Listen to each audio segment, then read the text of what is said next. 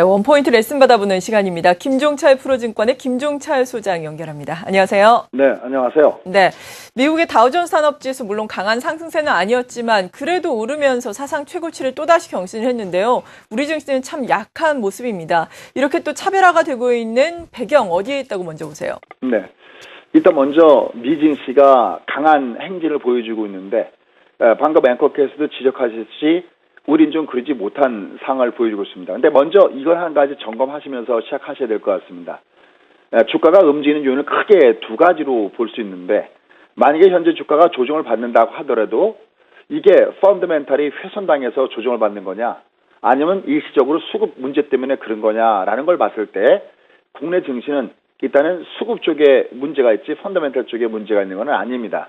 물론 이제 엔저라든지 이런 환율에 의한 부분들 때문에 상대적으로 이제 수출 중심의 종목군단들이 향후 실적이 어떻게 될 것이냐 이것은 다분히 염려되는 부분이 없지 않아 있긴 하지만 큰 맥락에서 본다면은 국내 시장이 엔저의 영향을 많이 받는 특히 자동차 관련된 종목군들이 거기에 대다수를 차지하고 있는데요.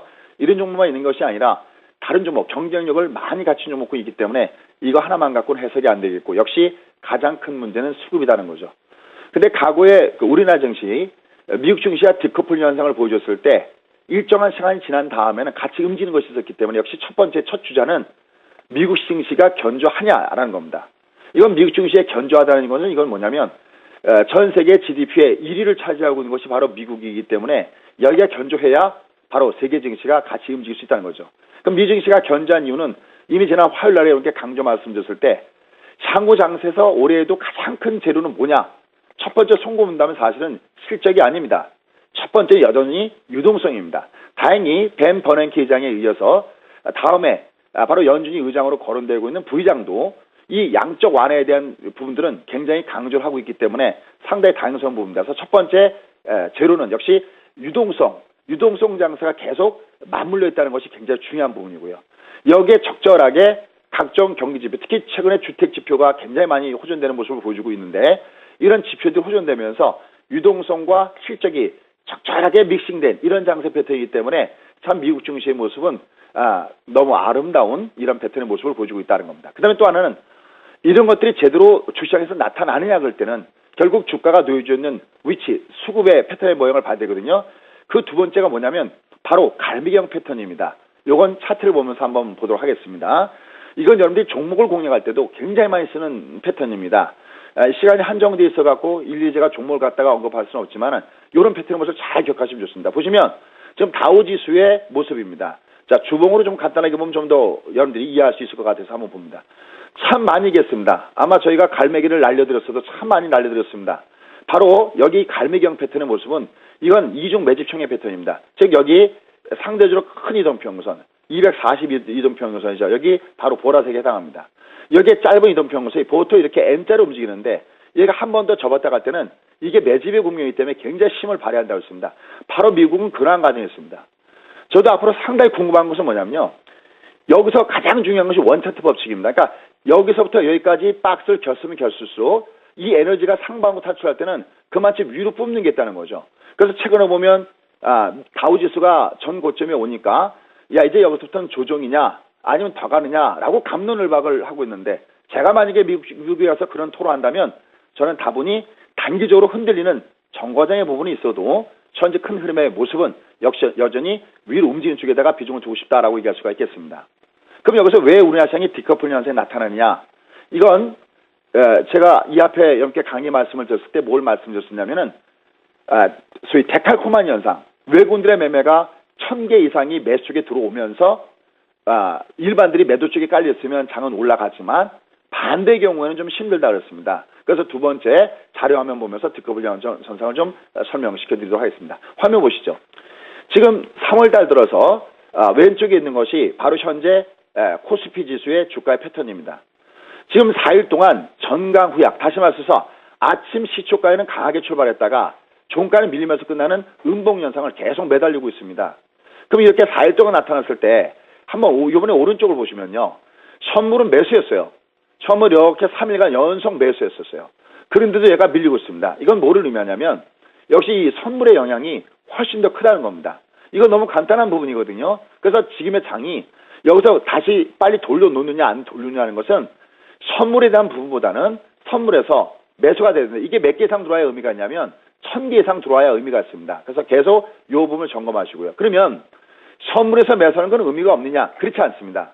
지난번에 말씀드린 대로 선물은 만기가 없기 때문에 이게 지속적으로 매수한다는 얘기는 선물이 매도가 됐을 때 단기적으로는 조정을 받아도 선물을 매수한다는 것은 다시 조정받고 위로 올라갈 수 있는 이러한 영향권이 있다는 것을 점검하시면서 이 디커블 현상을 이해하시면 되겠고요. 특히 최근에 환매가 굉장히 거세게 위에서 나오면서 바로 이 기관들 중심으로 할 때는 매수하고 싶어도 매수하지 못한 이런 현상들도 현재 수급에 문제점을 던져주고 있다라고 이해할 수가 있겠습니다. 그럼 지금의 장세는 어떻게 해석할 수가 있느냐? 이렇게 종합의 지수가 약할 때는요, 장세는 어느 쪽으로 가고 있습니까? 종목 중심의 장세입니다. 상대 강도 많이 말씀을 드리죠.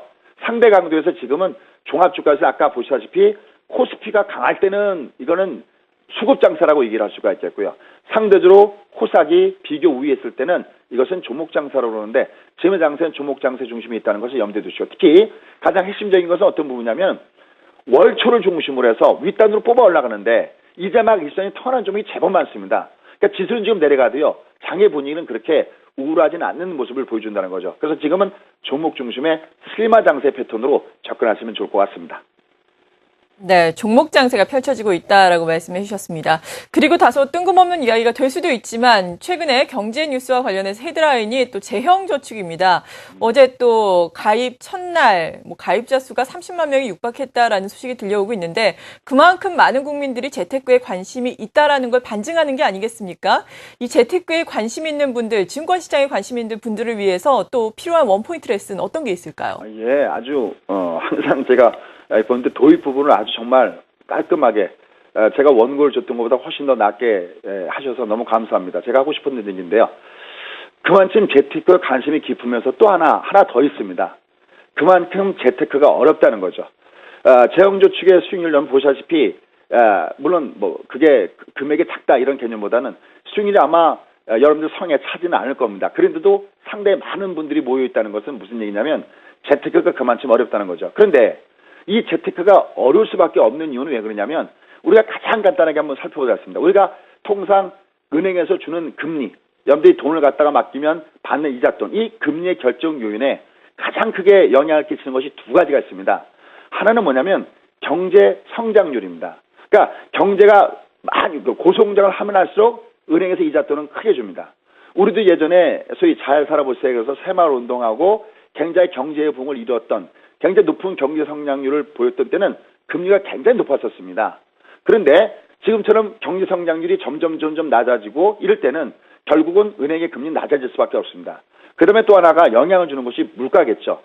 은행에서 금리를 줄 때, 이자돈을 줄 때 물가를 고르지 않고 물가 상승률보다 낮게 금리를 준다면 누가 은행에다가 돈을 맡기겠습니까? 그래서 금리의 결정 요인 중에서 여러 가지 있겠지만 가장 큰 것은 경제 성장과 바로 물가입니다. 그래서 중요한 것이 있습니다. 예전에 우리가 선진국 쪽이 아니라 후진국 쪽에 가까워졌을 때는 성장률도 굉장히 높죠. 우리가 쉽게 하면 60등짜리가 30등, 30등짜리가 20등 가는 건 쉽잖아요. 근데 선진국으로 가면 갈수록, 즉 10등짜리가 1등으로 가긴 굉장히 어려운 거거든요. 그만큼 선진국으로 가면 갈수록 어떤 부분이 생기냐면 경제 성장률은 낮아집니다. 즉 경제 성장률도 낮아지고요. 우리가 물가도 보면 아마 주부님들은 장바구니 물가를 생각하시면 물가가 뭐가 낮아지냐 그럴지 모르겠는데 우리가 먹고 사는 거 쉽게 얘기해서 엔게지수나 이거는 부담을 주고 있지만 다른 공산품들 같은 경우는 가격이 굉장히 많이 낮아 있죠. 그래서 결국 예전에는 우리가 그냥 은행에다가 돈만 집어넣어도 편하게 먹고 살 수가 있었습니다. 그러니까 퇴직하신 분들이 퇴직금을 받아서 은행에 넣어도 이자돈이 크기 때문에 안전자산을 가지고 충분히 먹고 살 수가 있었는데 선진국화되면서 그러한 현상이 없어집니다. 상대적으로 성장은 저성장이 돼버리고 물가는 낮아지고 금리도 낮아지고 이러다 보니까 이제는 안전자산 쪽에 넣고서는 이게 생활이 안 됩니다. 그래서 자금의 큰 이동은 역시 안전자산 쪽에서 어느 쪽으로 위험자산 쪽으로 온다는 거죠.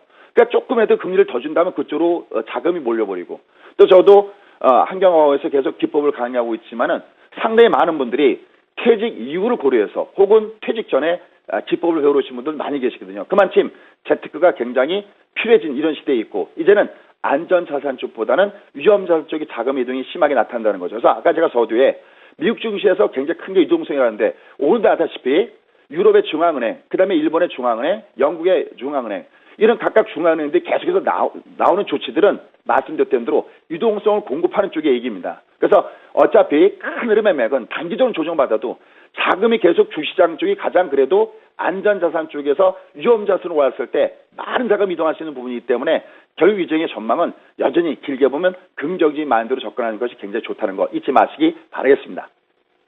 네, 오늘도 이렇게 유익한 원포인트 레슨 받아봤습니다. 김종철 프로증권의 김종철 소장이었습니다. 고맙습니다. 예.